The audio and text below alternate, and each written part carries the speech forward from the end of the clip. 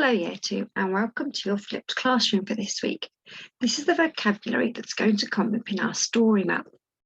This term we're going to study Katie and the British Artist by James Mayhew, and our story map is based all about Katie and when she goes to the art gallery. Here are some words that we will need to learn.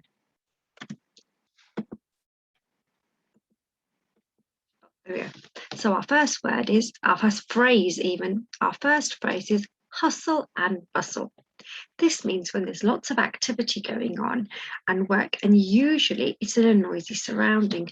For example, it could be in a market street, or if you're at the train station on a very busy day and you could be standing there watching all the noise, is the hustle and bustle. We can say, Ali watched the hustle and bustle in the market while he sat on the bench. So lots of people walking around buying items from the stores. Hurrying. This means moving quickly from one place to another.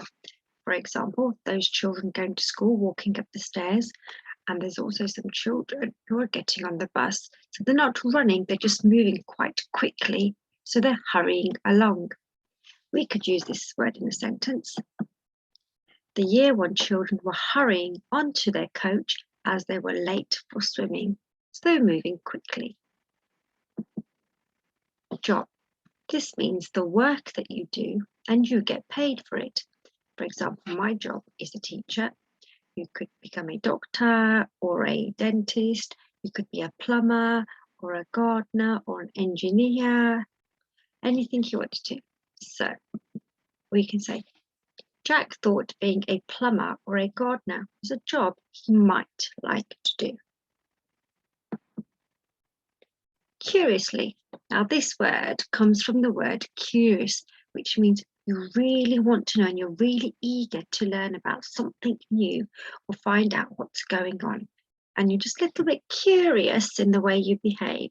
So curiously. So these children, what are they doing? These children looked curiously at the flowers they saw on the lawn. And this means that when they are looking at the flower, they're not sure what they're going to find, but it looks quite interesting and they might have some questions to ask. Stroll. This is a slow, enjoyable walk. And that would be the opposite of hurrying. So if you're taking a slow, enjoyable walk, you might be on the beach, or you might be in the woods. So Musa and his family took a stroll through the woods. So they're not hurrying like we had the word earlier. They're taking a nice leisurely walk and enjoying their surroundings. So a nice slow walk. Flung. This is the past tense of the word fling.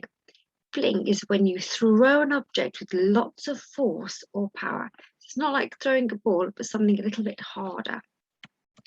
Here we go. So this ball's flinging the ball into the basket. We can say Amma flung his book bag and coat on the floor when he got home. Maybe he was a little bit cross, or maybe he was just so tired he thought I'll just throw them on the floor and then leave them there. So Amma flung his book bag and coat on the floor when he got home. Lonely.